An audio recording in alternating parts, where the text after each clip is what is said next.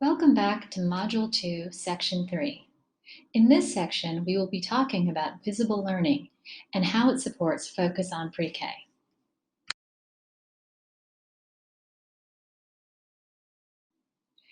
What do we mean by the term visible learning? In the most literal sense, it is what we see or choose to be seen. But more than just the display of work, visible learning should make us also think and wonder.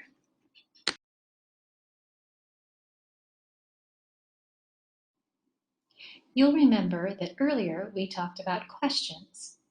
A stop question, once you answer it, you stop thinking about it, as opposed to a go question that invites and provokes the thinker to keep thinking. Visible learning is similar to a go question because it invites children to explain their thinking, make new connections, describe their process, or critique other ideas, as opposed to one correct answer and one correct answer path.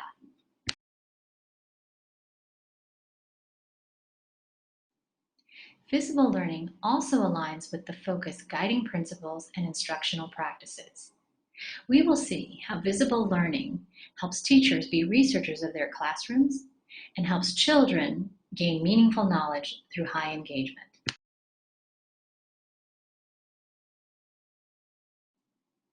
Visible learning is not just a beautiful end product, but values a diversity of learning abilities, styles, and approaches.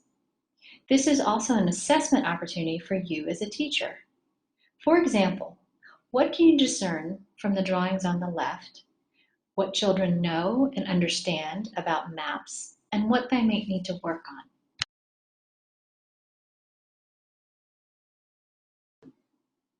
Visible learning is active, not static. Typical bulletin boards tend to be stop-oriented. Once you look at them, you no longer interact or engage with them. By contrast, a documentation panel, like in this slide, can be reflected on by the children who did the activity, as well as provide a model for children who are about to do it. This elevates teaching and learning as a process, not just a product, and it values the work we do as learners and as a community.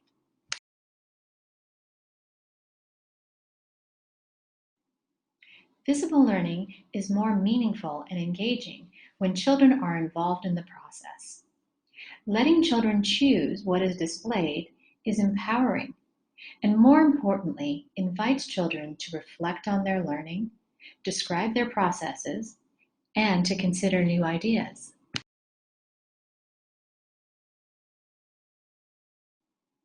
Using children's work in components such as Intro to Centers elevates children as experts and their work as resources for others.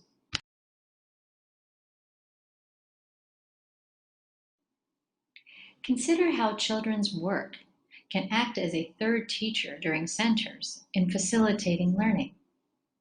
In these examples, the teacher added visuals to the center language supports as a scaffold for her English language learners. In the middle, the visual gives guidance on how to accomplish the center task. And the last one reminds the child what suggestions were given to him in thinking and feedback the day before that he might want to apply in centers today.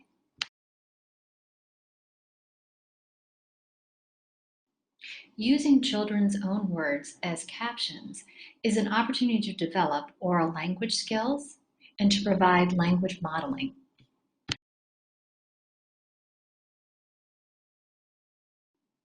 Visible learning also makes abstract concepts, such as measurement, more concrete for the learner.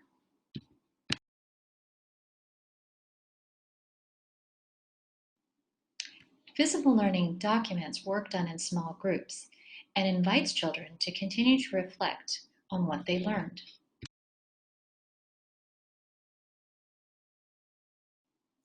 And obviously, in thinking and feedback, children's work is prominent. In the example on the right, the teacher shows the children a short video so that the children can reflect on the artifact, the block building, as well as how the group worked together to construct it.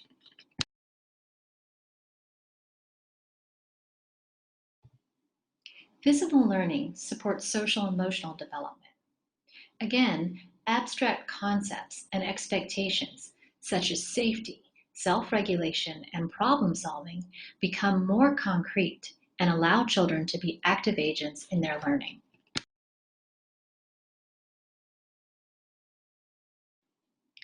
Visible learning is compelling because the images children see are of their classroom, themselves, and their peers.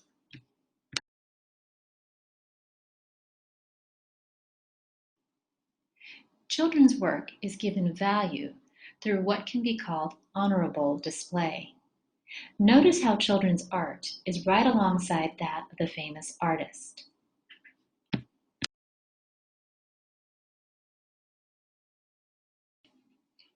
How we display children's work, as well as what we display, should spark interest, joy, and provocation.